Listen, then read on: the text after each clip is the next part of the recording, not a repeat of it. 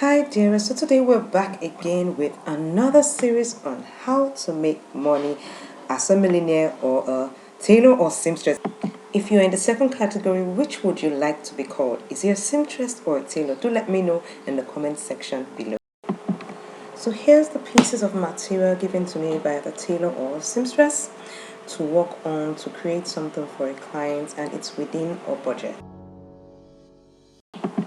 See all the lovely pieces I cut out to work with. Oh, I wish I had a bigger budget actually to work with. But anyway, so I used these two parts that I marked to form a rose.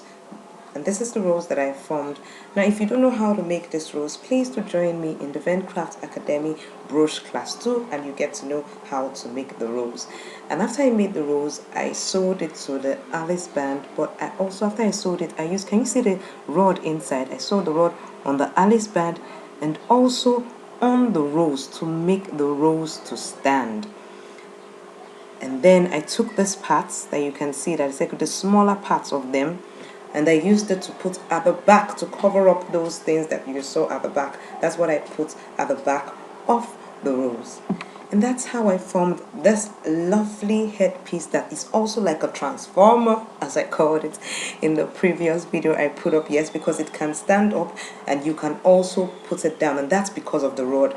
The hat wire, rather, I called it rod. That's the hat wire that I used. I used the bronze hat wire, so you can make it stand up and you can put it down to look like a fascinator. So it's a headband and also a fascinator. Should I call it a holocrown? Do let me know in the comment section below what you would call it. So if you enjoyed this training, please do give me a thumbs up, and if you want to see more on our money making series, please do click on the subscribe button and most especially the bell button so you get notified of my upcoming training. So till we meet next time is goodbye and God bless.